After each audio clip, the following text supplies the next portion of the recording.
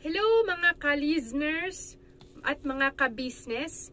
Reaction video po tayo sa mga videos po ni Ka-Business Official. Sa mga hindi pa po nakakakilala, please support Ka-Business Official, Papa Dins TV, Ka-Business Family.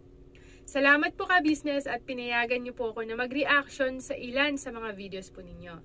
Ngayon, naisip ko pong mag-reaction patungkol lamang sa mga kalusugan, mga health concerns po na napapanood ko po sa Ka-Business Official.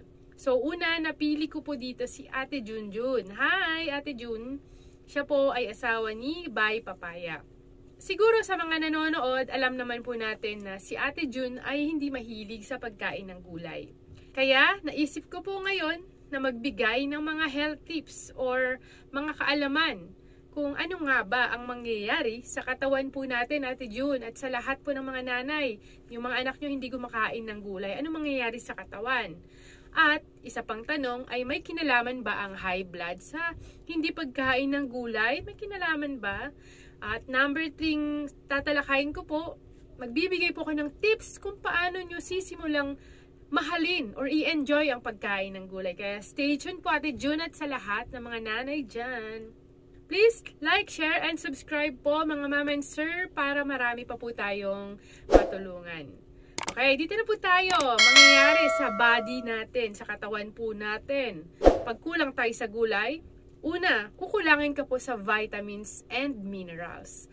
Alam naman po natin, ang gulay mayaman po sa napakaraming vitamins. Vitamin A, B, C, K, at marami pang iba. Mayaman din po ito sa minerals like potassium, magnesium, calcium, at marami pang iba. Pag kinulang ka sa vitamins and minerals, okay, pagkakaroon ka ng maraming sakit. Number 2, kukulangin ka sa fiber. Ang fiber matatagpuan po sa mga gulay. Ang fiber nakakatulong po sa maayos na digestion sa panunaw po natin. Kaya yung mga hindi mahilig sa gulay, madalas nagkakaroon po sila ng constipation. Hindi sila nakakadumi araw-araw. Pag kulang sa gulay, magkakaroon po ng problema sa iyong digestive system. Number 3, kukulangin ka sa antioxidant. Ang antioxidant ay nakakatulong para maproteksyonan ang ating cells sa damage na dulot po ng free radicals. Kung kulang ka sa mga antioxidant, madali kang tumanda. Magkakaroon ka ng maraming mga sakit. At number 4, magkakaroon po ng negative impact sa iyong overall health, sa kalusugan po ninyo. Kapag kulang ka sa gulay, mataas ang chance nyo po na magkaroon po ng mga sakit, katulad po ng sakit sa puso, cancer, at ganoon din po ng diabetes, type 2 diabetes, o kaya naman madali kang mag-gain ng timbang. Yung iba nagkakaroon ng obesity, at magkakaroon ka ng maraming mga sakit. Kaya ayon po sa mga study, pag hindi ka mahilig kumain ng gulay, mataas ang tsansa mo na magkaroon po ng hypertension. Lalo na kung puro karne-karne at walang gulay, mataas ang tsansa mo na magkaroon po ng high blood. Okay? Now, dito na po tayo sa mga tips kung paano ma-enjoy or masimulan ang pagkain ng gulay. Okay?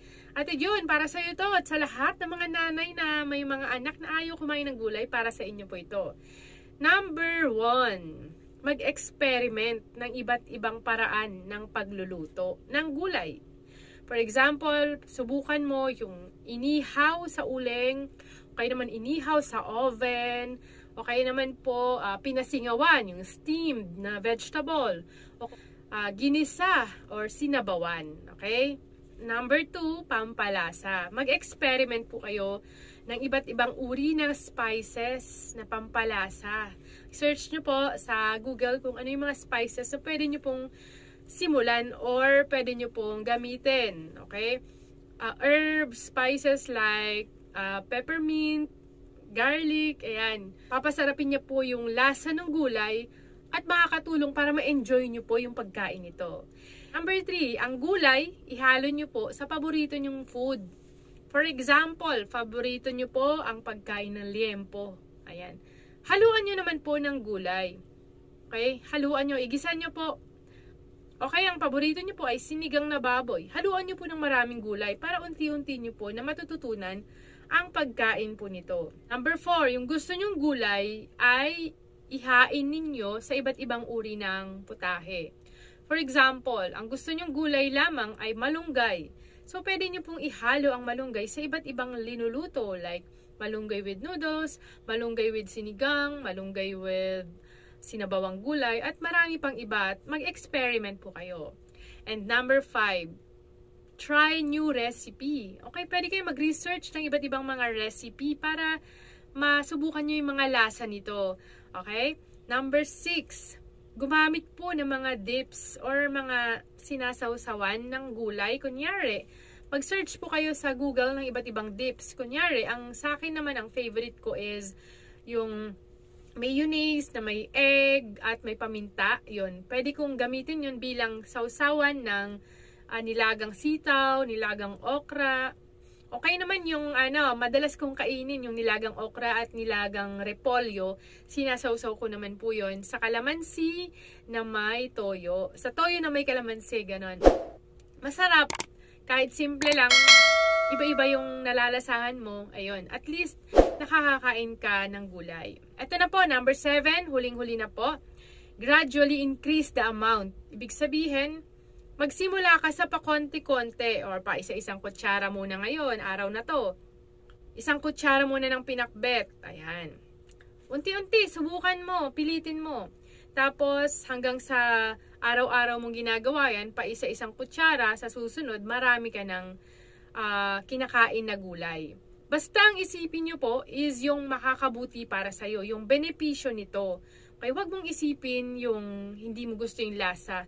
Ang isipin mo, yung benepisyo na makukuha mo sa pagkain po nito. Lalo na kung ikaw po, Ate Junjun, ay pinaka-nanay ng pamilya ninyo, mahalaga na gawin mo itong habit. Okay? Araw-arawin mo alang-alang sa kalusugan po ni Bay Papaya, ni Koy Koy, at sa buong ka-business family. Ayan, sana po nakatulong ang videong ito. Sa lahat ng mga ayaw kumain ng gulay, ay sana soon ay magbago ang inyong isip. At simulan nyo na po ang pagkain nito. Kung nagustuhan nyo po at may natutunan po kayo sa video ito, huwag pong kaligtaan na i-like, share, and subscribe. Sana po marami po ang makapanood. Prevention is better than cure. Mas mainam na tayo mabuhay ng matagal na walang karamdaman at magamit pa po natin ang ating katawang laman sa paglilingkod sa ating kapwa, higit sa lahat sa ating Panginoong Diyos. Ingat po kayong laging manalangin at mahal ko po kayong lahat. Bye-bye!